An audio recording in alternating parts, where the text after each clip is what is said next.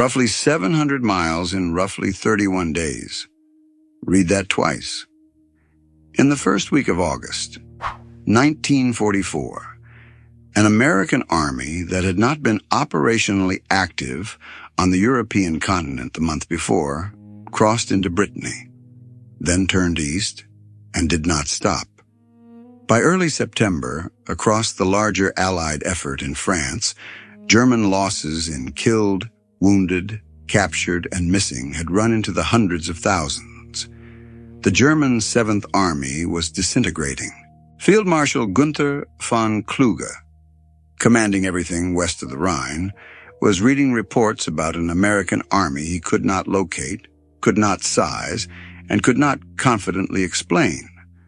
Allied planning timelines, drawn up before the invasion, suggested that reaching the German border from a Normandy lodgment would take a long, systematic campaign, measured in many months, possibly more.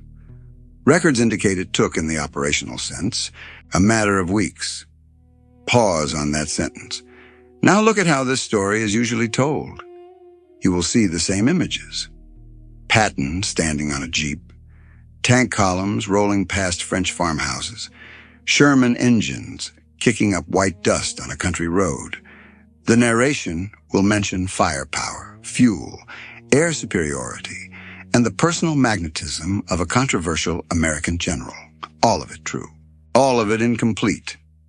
Because none of those answers, on their own, explain how a force that had been formally activated on the 1st of August was already restructuring parts of itself by the middle of August, while it was still fighting.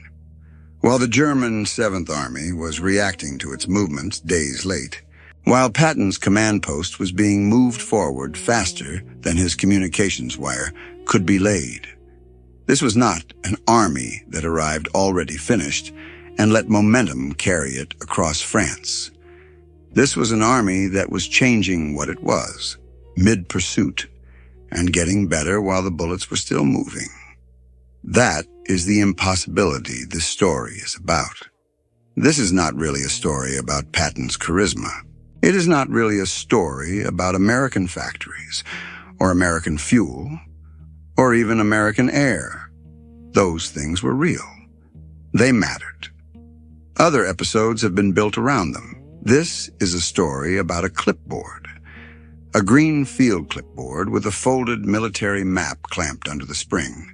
The map has pencil marks on it, battalion symbols, time stamps, rough arrows, a position drawn over and erased and drawn again. The clipboard rides in a jeep, then in the saddlebag of a motorcycle messenger, then on a folding camp table in a forward command post, then in the hand of an officer who walks it directly to a senior staff section without going through any normal channel. Every mark on it is a piece of information that somewhere on its journey got compared against another piece of information, and one of them got revised. That clipboard is a physical object. It existed. There were many like it in the Third Army area of operations in August 1944. And what made the Third Army dangerous was not the clipboard itself, and not even what was written on it. It was the speed of the loop the clipboard traveled in. The faster that loop moved, the faster the Army could see what was wrong with what it was doing, and the faster it could change. That is the hidden system. Not a weapon, not a doctrine, not a single brilliant officer. A loop and a culture, built deliberately over roughly 5 months in the spring of 1944, that punished slowness more than it punished error. To understand why German staff officers in August 1944 were reacting to versions of the American line that had already moved, you have to understand what the loop was, who built it, what it did to the men inside it, and what the Wehrmacht believed it was facing instead. Because the German army was not stupid. The Wehrmacht in 1944 was, in many areas of the craft of war, one of the most professionally educated armies on the continent. It had a doctrine, The doctrine should have worked. That is where this story has to begin. The German way of war, by the summer of 1944, rested on a small number of pillars any officer in any modern military would recognize. Combined arms, the deliberate fusion of infantry, armor, artillery, and tactical air into a single problem the enemy could not solve from any one direction. Decentralized leadership, the doctrine of mission-type orders, in which a senior officer named the outcome he wanted and stepped out of his subordinate's way, and small unit initiative, the cultural assumption that a junior leader, on the ground, had the authority and the obligation to act on what he saw without waiting for permission. This was not a paper doctrine. The Wehrmacht had refined it through years of high-tempo war. It was the doctrine that had taken France in weeks in 1940. It was the doctrine that, on the Eastern Front, had imposed losses on the Red Army at a scale the Western mind has trouble holding still long enough to read.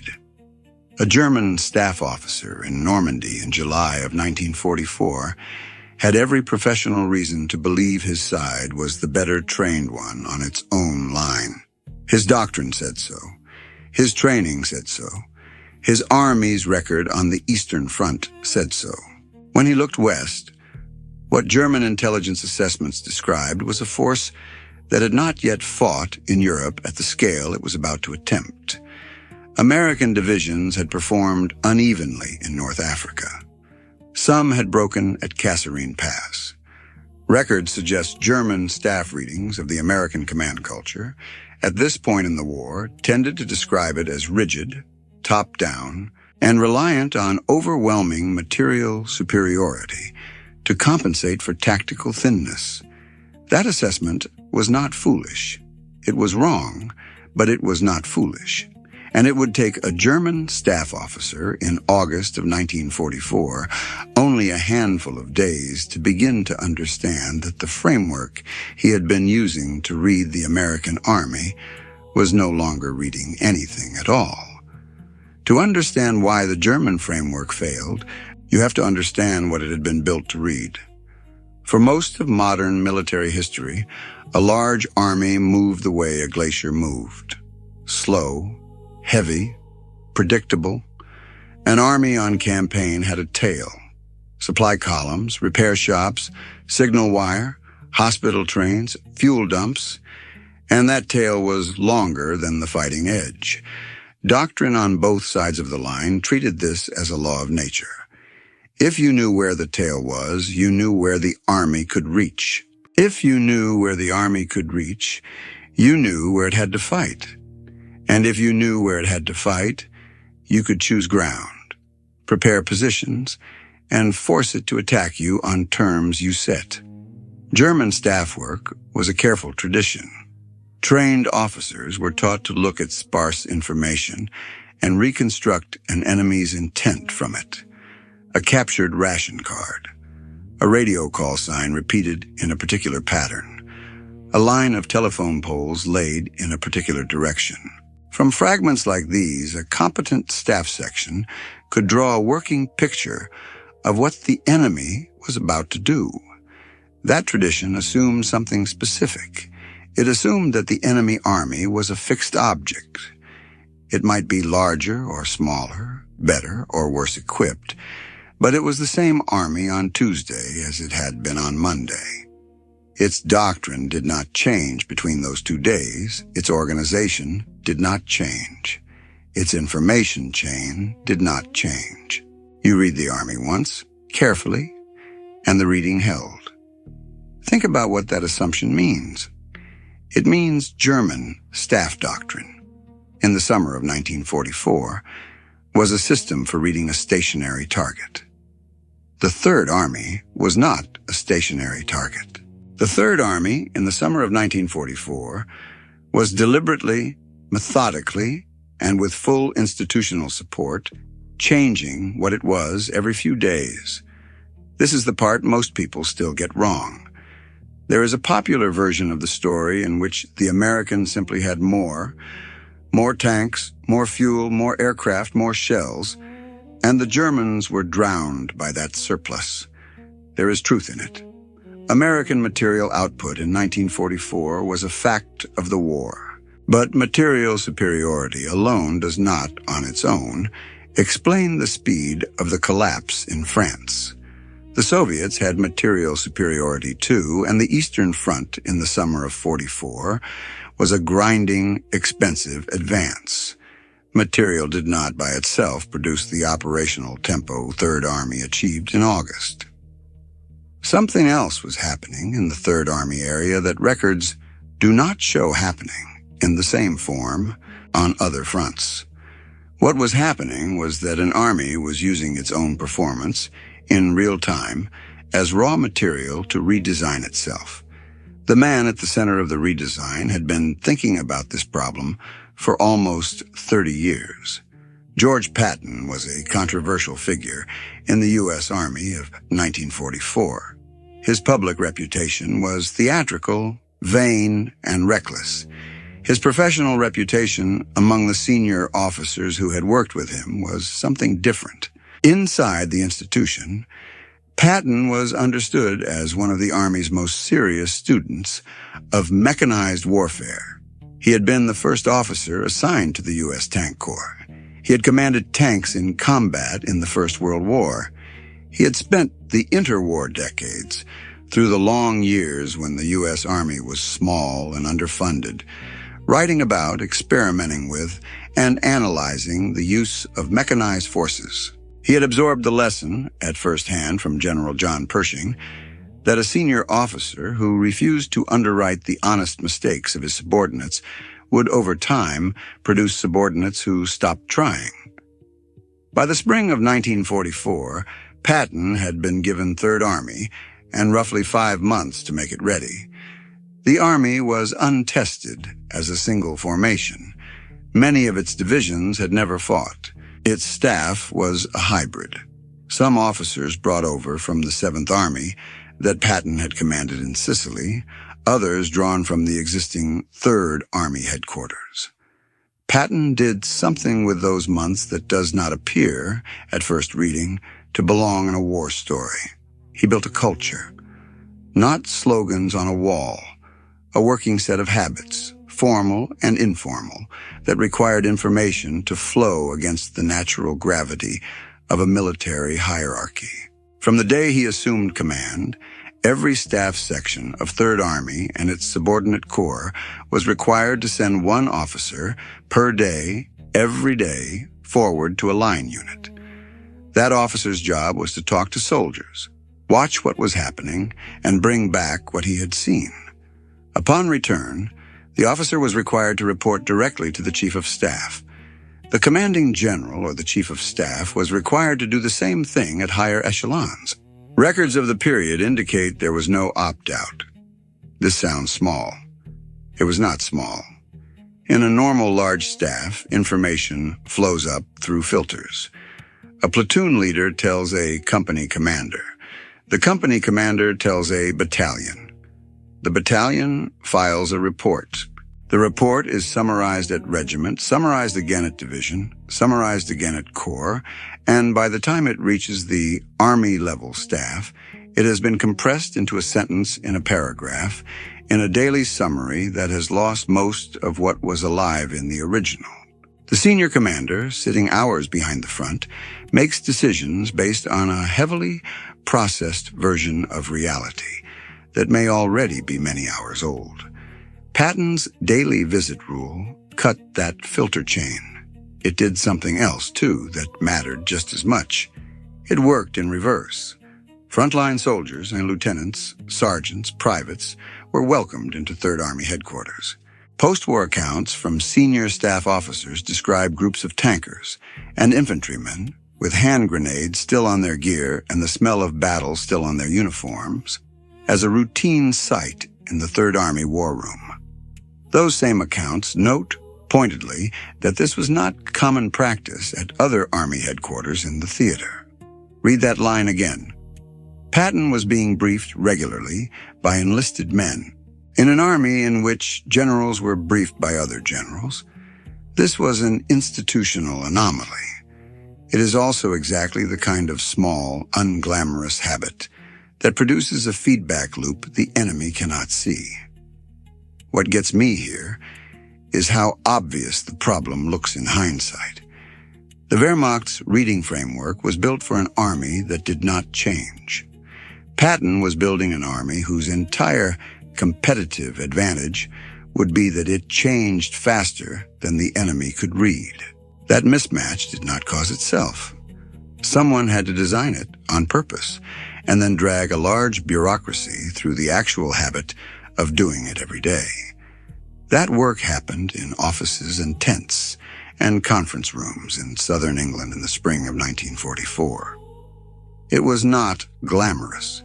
It was not photographed. There are very few statues of staff officers writing memoranda, but by the time Third Army crossed onto the continent, those memoranda existed. Records indicate the G2 section presented its first formal feedback report within roughly 2 weeks of the headquarters arriving in the United Kingdom. The pattern was already running. The crack in the German framework was already there. The Germans just could not see it yet because the framework they were using to look at the American army was not built to detect a thing like a daily memorandum. By the end of July, with Operation Cobra breaking the Normandy front open, the conditions for the test had arrived. On the 1st of August, Third Army officially became operational. The clipboard, the loop, the daily visit, the open-door policy, the willingness to underwrite honest failure, all of it was about to meet the German 7th Army on a road in northern France. And on that road, the second part of the story begins. The second part of the story begins not in a headquarters, but on a road in northern France. It is the first week of August. The man on the road is a cavalryman. He is wearing a 6th Cavalry Group shoulder patch. He is riding in an open vehicle, a jeep with a radio rack bolted to the rear deck, and he is not driving toward an enemy position. He is driving toward a friendly one.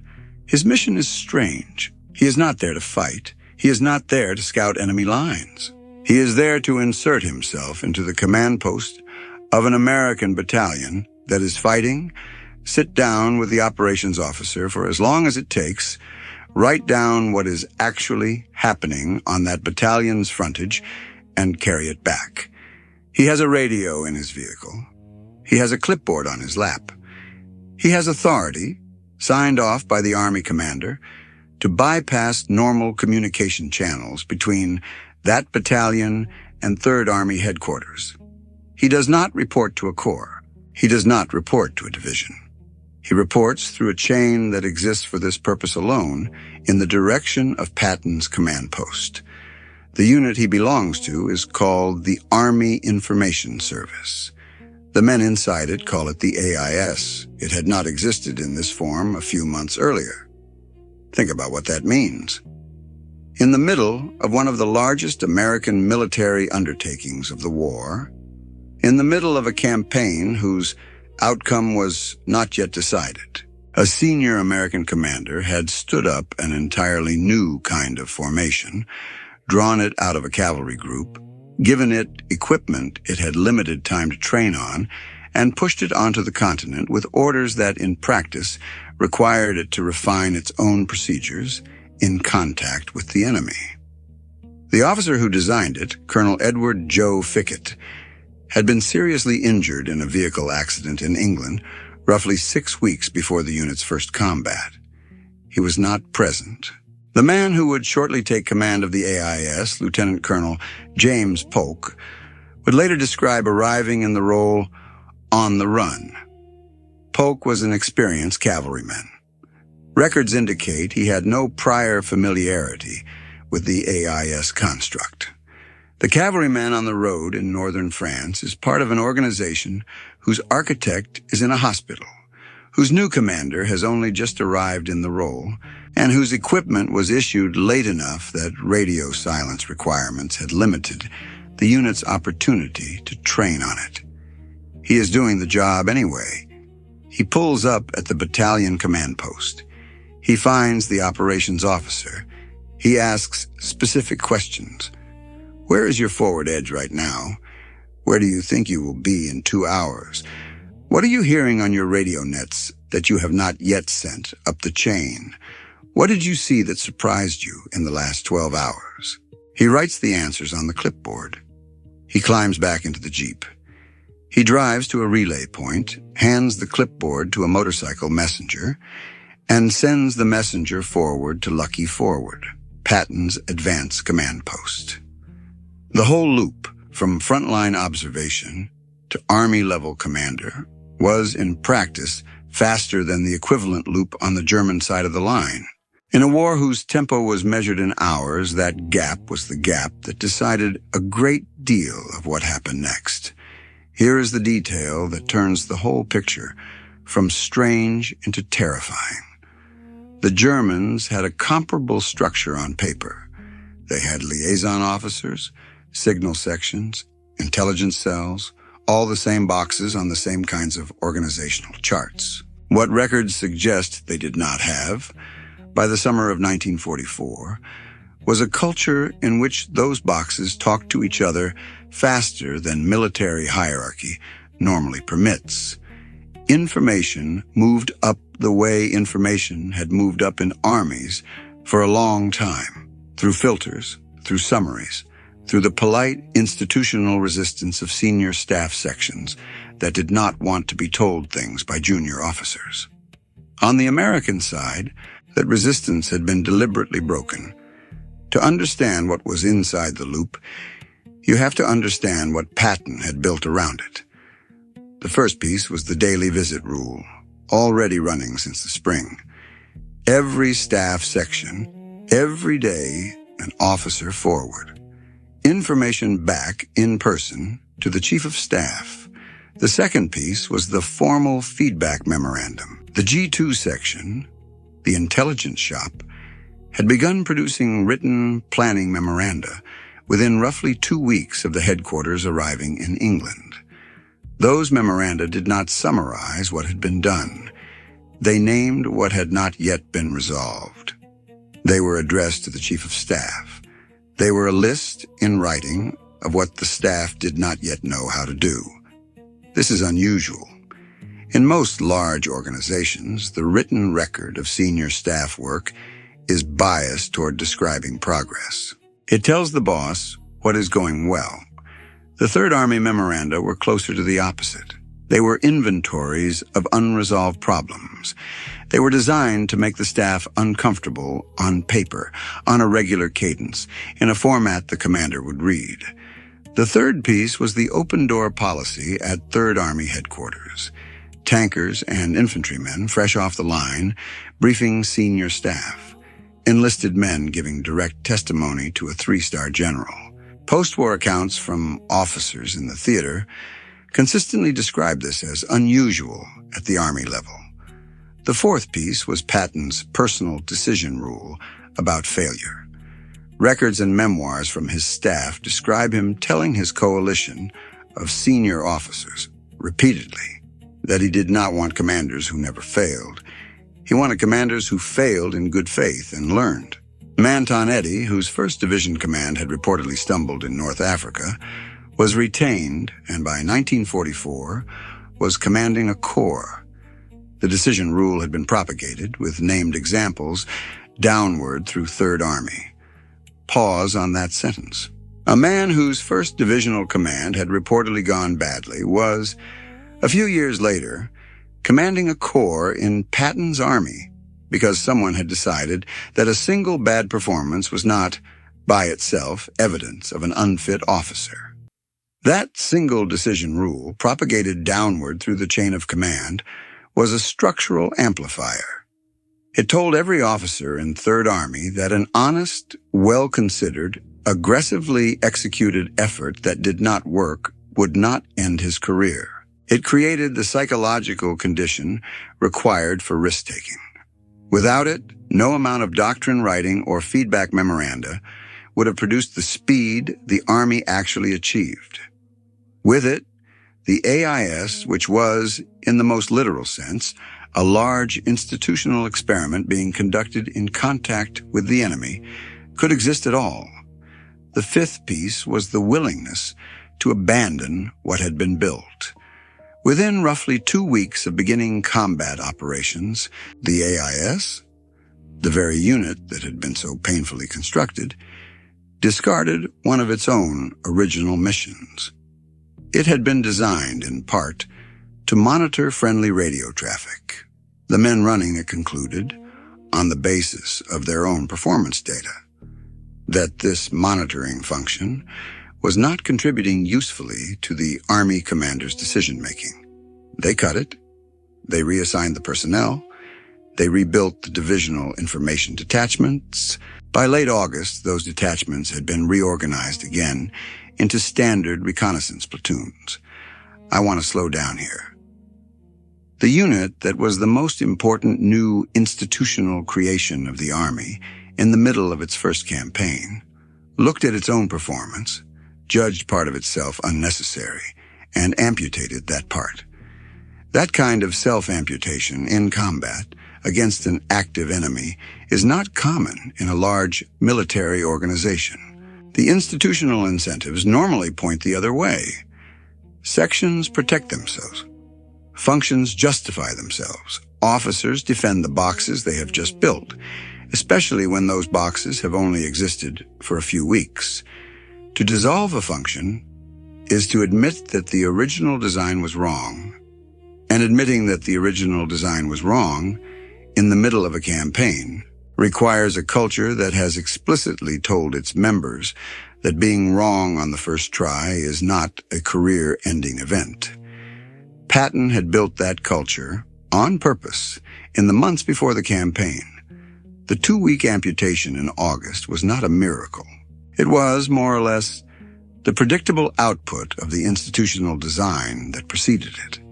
By the middle of August, the cavalryman on the road, the clipboard, the messenger, the war room with infantrymen still smelling of cordite, and the sectional memoranda on unresolved problems were all working as one machine.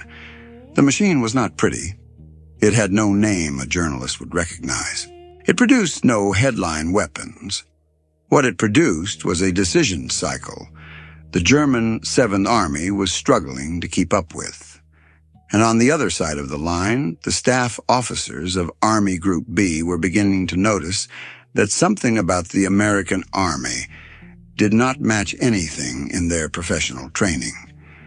By the 3rd week of August, the collision was no longer theoretical. German staffs were no longer reacting to a current American advance. They were reacting to an outdated picture of one. The numbers by themselves are difficult to hold still in the mind.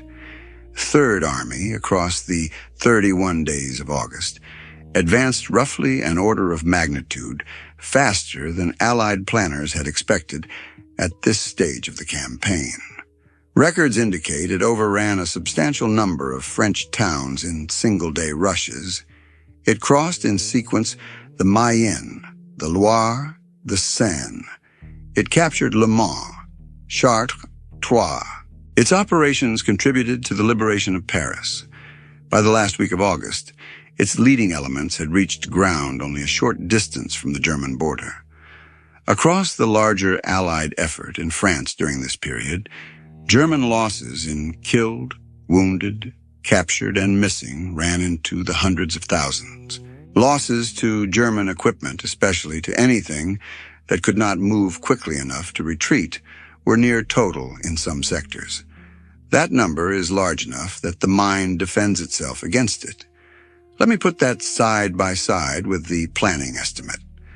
Allied planners had built their logistics, their replacement schedules, their fuel allocations on the assumption that reaching the German border from a Normandy lodgment would take a long, systematic campaign, measured in many months. Records indicate that in the operational sense, 3rd Army's advance covered the relevant distance in a matter of weeks. Read those two timelines next to each other. Many months. A handful of weeks. The gap between the plan and the result is not a rounding error. It is not a marginal speed-up. It is not what you get when an army has slightly more material than its enemy. It is closer to what you get when one side's decision cycle is operating inside the other side's decision cycle. The American command, in this period, was not merely faster. Records indicate it was faster than the German command's ability to perceive that it was faster. That is the operational definition of an information advantage. And it is what Patton had been building on purpose since the spring. The German reaction was not stupid. It was not slow because German staff officers were lazy or incompetent. It was slow because the framework German doctrine used to read enemy armies required certain kinds of inputs that were not arriving fast enough. The German 7th Army had on paper every tool it needed to track what was happening. It had radio intercept. It had liaison officers between corps and field marshal. It had aerial reconnaissance when weather and Allied air permitted, which by the summer of '44 was rarely. It had captured prisoners, captured documents, captured map cases. It had a long staff tradition of reconstructing enemy intent from limited fragments. What it did not have was time. Records indicate that Field Marshal von Kluge, commanding German forces in the West, was largely without clear insight into Third Army's activities for the first several days of August. The German 7th Army, by the available accounts, did not begin to gain real awareness of the scale of what was rolling toward it until reports began arriving of American divisions at Mayenne, at Laval, and of mechanized cavalry already operating near the Loire. By the time those reports were assembled into a coherent picture for von Kluge's staff, the picture they described was already obsolete. Third Army had moved. Post-war German accounts describe the shock of the rapid advance and the uncertainty about how far Third Army could actually reach. Translate the careful staff language. Senior German officers were no longer certain what they were facing, and that uncertainty was eating at them. This was not the German army of 1940. That army had been the side moving inside the enemy's decision cycle. This was a German army on the receiving end of the same trick it had once been known for. Then came the first real test of whether Patton's information advantage was a system or a coincidence. On the night of the 6th of August, Major Melvin Helfers, the Third Army Special Intelligence Officer, walked into the command post with intercepted German communications. The intercepts came through Ultra, the Allied program that had broken high-level German cipher traffic. The content was specific. Records indicate the intercepts pointed to a planned German armored counterattack westward toward the town of Mortagne, with the goal of cutting the American supply route through Avranches and splitting the American forces in Normandy. Third Army headquarters at the time was located south of Mortagne. Patton, by the available accounts, did not entirely believe the intercept at first. He suspected the German order might be a deception covering a larger withdrawal. He acted on it anyway. Records indicate he positioned several divisions near Saint-Hilaire where they could contain a German breakout if the attack came. The attack came. On the 7th of August, German forces under General Hans Funk's XXL Panzer Corps drove westward with several panzer divisions in the initial echelon. The objective was the Brissy-Saint-Hilaire Road, then Avranches. The American First Army's 7 Corps, particularly the 30th Infantry Division, took the brunt of it and held. While the German armor was committed in that westward thrust, Patton had already ordered Major General Wade Hyslop's 5th Corps to swing south and then north, behind the German salient, toward Alençon. By the second week of August, the Corps was driving toward the German rear. By the middle of the month, German elements were attempting to extricate themselves from what would become the Falaise Pocket. The Allies did not fully close the pocket. General Bradley, by his own post-war account, was concerned that 15th Corps was too thin to contain the weight of German divisions retreating eastward. Significant German forces escaped.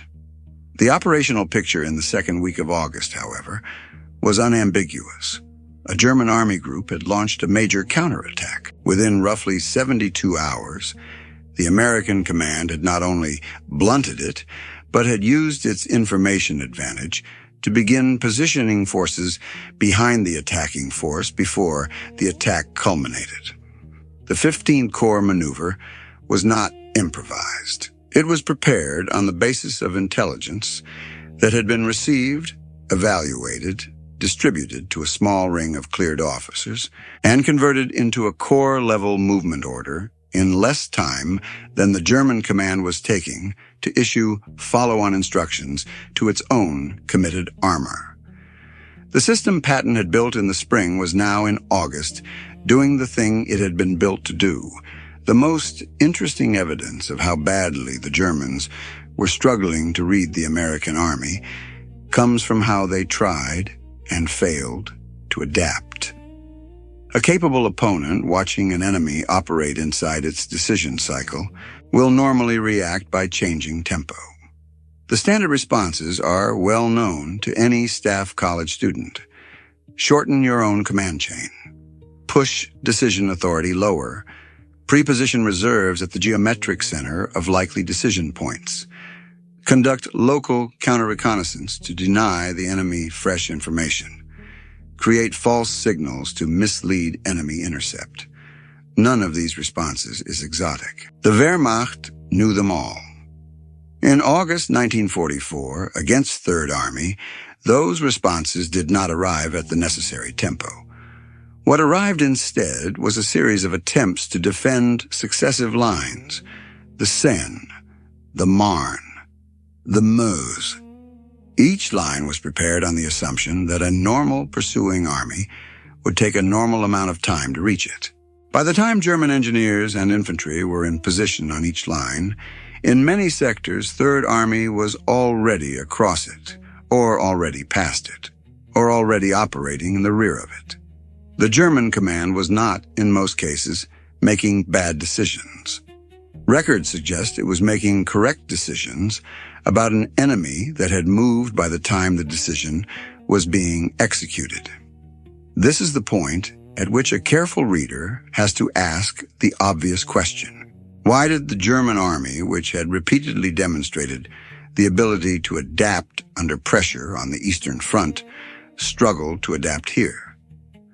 Post-war analyses converge on a structural explanation. By 1944, the Wehrmacht's command culture had become, in practice, more centralized than its own doctrine prescribed. Increasing intervention from the very top of the chain, the destruction of senior officers in the bomb plot purge of late July, and the growing reliance on personal loyalty, rather than professional initiative, had, by available accounts, constrained the kind of subordinate decision authority German doctrine assumed. While the German command chain was, in practice, getting longer and more cautious, the American command chain in Third Army had been deliberately shortened. The cavalryman on the road, the clipboard, the motorcycle messenger, the G2 memorandum, the enlisted man briefing a 3-star general, the 2-week amputation of a function the Army had just built. Every one of those pieces was an act of decentralization, performed on purpose in advance by a commander who had decided that decision speed was the actual weapon. The collision in August was not, in the end, a contest between two armies of identical doctrine. Records indicate it was a collision between an army whose command culture was, in this period, getting tighter and slower, and an army whose command culture had been engineered deliberately to do the opposite. In late August, Third Army's gasoline supply became acute, and the advance effectively stalled by the first days of September. Without sustained pressure, the German decision-making cycle had time to begin recovering. Records indicate that within days of Third Army losing tempo, German command planning for counterattacks designed to buy time for the Siegfried Line resumed. Weather deteriorated. Lorraine's terrain favored the defender, Tactical air support became less reliable. By the time Third Army resumed sustained offensive operations in early September, the information advantage that had been so significant in August had measurably narrowed. That is also part of the story. The system Patton had built was extraordinary, but it was not omnipotent. It depended on the Army being able to act on what it knew. When fuel ran out, the loop kept producing information the Army could no longer convert into movement. What the Germans gained in those days of September was time. What post-war interrogation suggests they did not gain was a clear understanding of what had hit them in August. Captured senior German officers, by the available record, tended to attribute Allied success in the breakout to material superiority. They saw the trucks. They saw the aircraft. They saw the shells. They did not, on the available evidence, see the clipboard. The clipboard was the part of the war that did not photograph well. But before we close this part of the story, we have to address the moment when the entire system Patton had built came within a single car accident of never working at all. Then came the part the clean version of the story usually leaves out. The machine almost broke before it was ever tested. The date is the 30th of June, 1944. The location is England. Third Army has not yet crossed onto the continent. The Normandy beachhead has been held for 3 weeks, but the breakout has not begun. Patton is still officially absent from the European order of battle, his presence concealed as part of the deception operation that is keeping German divisions pinned far to the north around Calais. In the south of England, the man who has spent the previous weeks building the most important new institutional creation in Patton's command, the Army Information Service, is in a vehicle accident. Records indicate he is seriously hurt. His name is Colonel Edward Joe Fickett. He commands the 6th Cavalry Group, the formation that has been transformed over weeks of focused work into the AIS. He is the officer who took Patton's directive of the 16th of May and converted it into an actual fighting structure, with procedures, with radio nets, with liaison teams, with a chain that ran in the direction of the Army commander's tent. Patton has briefed him personally. The construct, in its current form, is largely his. Available accounts indicate he will be in recovery for roughly 6 weeks. This is the part of the story I want to slow down on, because the standard narrative of military innovation, the version told in business school case studies and leadership seminars, depends on a particular myth. The myth says that institutional change requires a charismatic founder who has to be present at every critical step. Remove the founder, and the change collapses. Fickett is removed. Records indicate the change does not collapse. I always come back to the man at the sharp end here, because Fickett's absence was not a small thing. The AIS was a young construct and barely operational as a unit. The radio equipment had only been issued shortly before his accident. Radio silence requirements meant the unit had limited opportunity to train on the new equipment even after he was hospitalized. Colonel W.W. Cornog was given acting command. He moved the unit to France in mid-July. In late July, with Third Army about to be activated and the AIS about to be tested in its first actual combat, Cornog was replaced by Lieutenant Colonel James Polk. Polk was a serious officer. He was an experienced cavalryman. He had been commanding a separate cavalry group. He had no documented prior familiarity with the AIS construct. He arrived, in his own post-war phrasing, on the run. Read that carefully. The unit that was about to do critical institutional work in Patton's army was being commanded, on the eve of activation, by a man who had been in the job for days, who had not designed any part of the system he was now responsible for running, who had received equipment his men had limited time on, and who was about to lead that organization into combat against the German Seventh Army. By any normal reading of military history, this is the setup for a disaster. Records indicate it was not a disaster. By the second week of August, the AIS was operating. By the third week, it had begun amputating its own monitoring function. By late August, it had reorganized its divisional information detachments into standard reconnaissance platoons. Why did it not collapse? The clean answer, the one that is supported by the record and also incomplete, is that the men under Polk knew the system. Major Thomas Stewart, the operations officer, had helped Fickett build it. Major Charles Flint and the Signal Intelligence Service had built large portions of the technical architecture. The non-commissioned officers in the 6th Cavalry Group had spent weeks running radio drills under Fickett's specific emphasis on communications proficiency. The unit, as a unit, had absorbed the culture of the construct deeply enough that the absence of the original commander was a serious blow, but, on the available evidence, not a fatal one. The deeper answer is the one that explains why this episode exists at all. Fickett's absence was the moment when the difference between a system and a man became visible. A military innovation that depends on a single officer is, by definition, fragile. He gets killed, captured, transferred, hospitalized, or simply outranked, and the innovation goes with him. Military history is full of examples. Brilliant tactical commanders whose units stop being brilliant the day they leave, promising experimental formations that die when their patron is reassigned. The default state of military organizations is to revert to the standard model the moment the deviation is no longer enforced from the top. What Patton had built between March and July was specifically designed to resist that default. Look at the structure. The daily visit rule did not depend on Patton being in the room. It was a written requirement on every staff section, every day.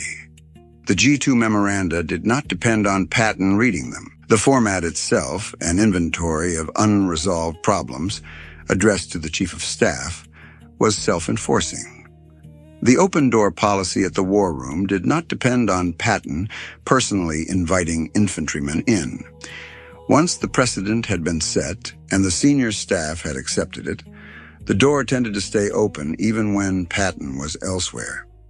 The willingness to underwrite honest failure did not depend on Patton personally protecting any specific officer. The principle had been propagated downward with named examples. Manton Eddy was the public proof of the rule. Officers in the Army knew the story. When Fickett went down, by available accounts, the AIS did not need Fickett to keep running. The culture had already done the work that, in a more conventional army, would have been done by his physical presence. That is the structural point, and it is the point the post-war literature on Third Army has been working toward for decades. Patton did not build a personality cult. He built a set of institutional habits that could survive the absence of any single person, including his own subordinates. It is also, almost certainly, why the system continued to function in December and January, when Patton himself was not personally present in every command post during the response to the Ardennes counteroffensive. The system was designed deliberately to be impersonal in its operation while remaining personal in its origin. Read that twice.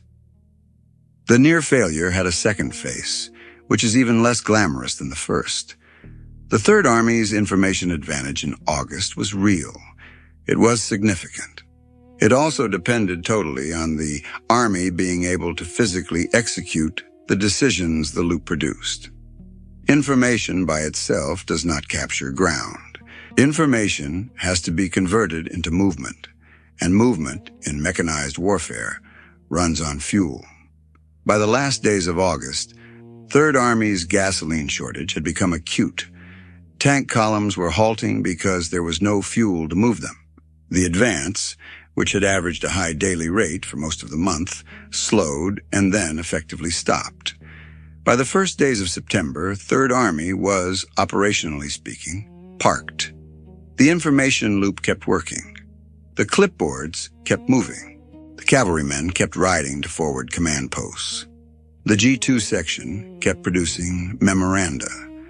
The system was generating every day a clear picture of where the German line was thin, where the German rear was exposed, and where additional days of pressure might have collapsed sectors of the defensive scheme west of the Rhine. The Army could not act on it at the previous tempo. There was not enough fuel. In early September, German Army Group G began planning the counterattacks that would eventually slow the Allied advance into the autumn. The weather began to turn. The Lorraine terrain worked against armored maneuver. The advantage that had been overwhelming in August narrowed by the week. By the time Third Army resumed sustained offensive operations in early September, the German command had begun, finally, to recover its bearing. The clean version of the story stops at the end of August, with Third Army close to the German border and the war apparently almost over. The harder version is the one in which an information system continued, accurately, to tell its commander what was possible, and the answer to that information could no longer be carried out at the same tempo, because the supply chain that was supposed to feed the offensive had been outrun by the offensive itself. The Third Army's culture of urgency, feedback, and adaptation was not omnipotent. It was a weapon that worked extraordinarily well within the limits of the Army's physical reach. When those limits arrived, the weapon kept producing the same quality of decisions, and the decisions could no longer be executed at the speed the system had been designed to support. That is not a failure of the culture. It is a description of what culture can and cannot do. Patton had built, deliberately, an organization that could see and decide faster than its enemy. He had not built, and could not have built, an organization that could move without fuel. The system was a multiplier. It multiplied what was there. When fuel ran out, the multiplier had less to multiply. There is one more piece to this part of the story, and it is the piece that tells you whether the system Patton built was an accident of one campaign or a real institutional creation. The same culture that produced the August advance was still operating in December, when the German Ardennes counteroffensive struck the American line. Third Army, by then operating in Lorraine with a different set of subordinate units, executed one of the most documented rapid reorientations of the campaign. Multiple divisions disengaged from an active front, swung north, and attacked into the southern flank of the German salient within days. The same loop, the same memoranda, the same culture of self-criticism applied to a different problem. The system was not a one-month phenomenon. It was an institutional capability that Patton had built and that survived first the absence of its key designer in the summer, and then the longer test of late 1944 and early 45, and that is where the verdict becomes unavoidable. And that is where the verdict becomes unavoidable. By the time Third Army's August advance had stopped at the fuel line, the war in the West had been substantially rewritten. The Allied planning timeline of a long, systematic campaign across France had been compressed, in operational terms, into a matter of weeks. Paris was free. Across the larger Allied effort, German losses in killed, wounded, captured, and missing during the August fighting ran into the hundreds of thousands. The German command west of the Rhine was no longer fighting an Allied campaign on terms it had chosen. It was fighting on terms an American army had imposed by being faster than German doctrine could read. The clean explanation, the one most history books still print, is that American material superiority overwhelmed a depleted Wehrmacht. That explanation is not wrong. It is also not sufficient. Material superiority alone does not produce the operational tempo Third Army achieved in August. The Soviets had material superiority too. They were fighting the same enemy, in the same calendar months, with the same equipment ratios in their favor. Their advance in those weeks was steady but slower. Something else had happened in the Third Army area that records do not show happening in the same form on other fronts. What had happened was that an army had decided deliberately in advance that it would treat its own performance as raw material to redesign itself. It had built, over months of unglamorous staff work in southern England, a culture that required information to flow against the gravity of military hierarchy. It had written rules that put officers on roads every day, that required failure to be inventoried in writing, that placed enlisted men in front of three-star generals, and that protected subordinate commanders from being fired for one honest mistake. It had then sent that culture to France, and the culture had survived the loss of its key technical designer in late June, the arrival of new commanders on the run in late July, and the activation of an entirely new construct in combat in early August. By the second week of fighting, the construct was already amputating parts of itself that it had judged not useful. By the fourth week, it was reorganizing again. Records do not show this happening in the same form on the German side of the line. The Wehrmacht in August 1944 was, in many of its formations, fighting a version of doctrine refined years earlier. The Third Army was fighting the way it had decided that morning was the most efficient way to fight. That is the hidden system. It is not a weapon. It is not a doctrine you can buy from a contractor or copy from a manual. It is the thing that determines whether a doctrine and a weapon are actually used to their potential, or whether they sit, gradually obsolescing, while the war moves around them. The German records, the parts of them that survived the war, are clear about what the German command thought it was facing. They wrote about American material superiority. They wrote about Allied air. They wrote about the weight of artillery. Post-war interrogations of senior German officers, by available accounts, consistently described their defeat in France in terms of resources and firepower. They had been overwhelmed, they said, by industrial weight. They were describing what they could see.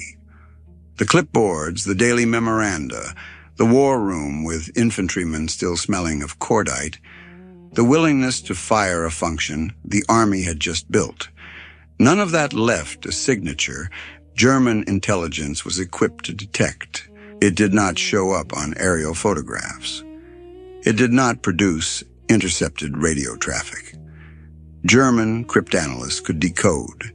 It did not appear in captured documents in any form a staff officer trained on traditional staff work would recognize as significant. The most dangerous American advantage in the summer of 1944 was, on the available evidence, the one the German army never fully identified, even after it had lost. Senior German officers went to their interrogations believing they had been beaten by trucks and shells. They had been beaten by trucks and shells. They had also, records suggest, been beaten by something else, something the trucks and shells were carrying, something that did not look like a weapon at all. To me, this matters because it strips the romance off the story. There is a version of 1944 in which Patton is a great captain, gifted by birth, who simply outfought his opponents through personal genius. That version is comfortable. It allows us to treat his success as a story about an exceptional man, which means it does not threaten us because we are not him. The harder version is the one in which Patton was a serious professional officer who had spent 30 years preparing for a specific institutional problem, and who used the months he was given to engineer a culture that would outlast his presence. That version is harder because it is reproducible. It says that what he did was not magic. It was a set of decisions written down, propagated through a chain of command, and enforced with discipline. Any organization can make those decisions. Most do not. That is why the system was invisible to the Germans. Not because it was hidden, because it did not look like a weapon. It looked like paperwork. The men who built it are mostly forgotten. Colonel Edward Fickett recovered from his injuries and returned to the war later in 1944. Lieutenant Colonel Polk continued to command the 6th Cavalry Group. Major Stewart, Major Flint, Major Helfers, Captain Helland, the cavalrymen and signaliers who had built the AIS in the spring and run it in the summer, returned to the United States after the war, demobilized, and disappeared into civilian life. Most of them did not write memoirs. The ones who did wrote technical articles for armor and cavalry journals, read mostly by other professional officers. The historiography of the Third Army campaign in France, for decades, focused on Patton and on the divisions, not on the staff sections that had made the divisions move the way they did. That is not a complaint. It is a description of how military history is written. The visible parts get told. The clipboard does not get told, but the clipboard is where a great deal of the war was being decided.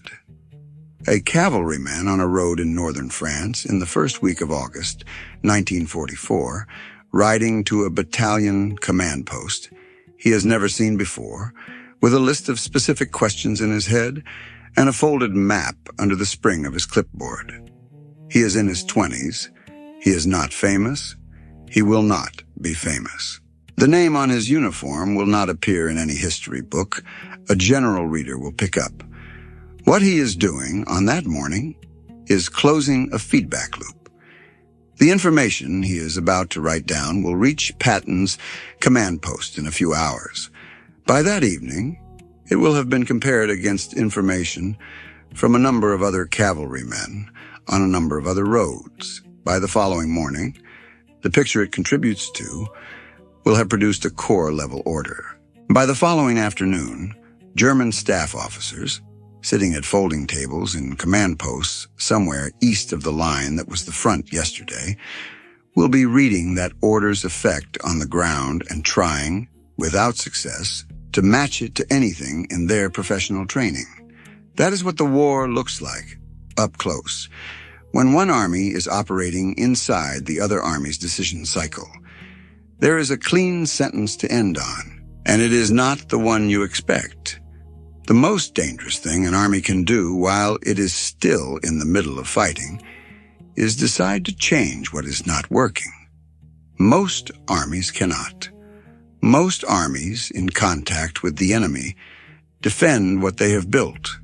They protect their existing functions, justify their existing organizations, and absorb their failures into the official record as enemy action rather than internal shortcoming.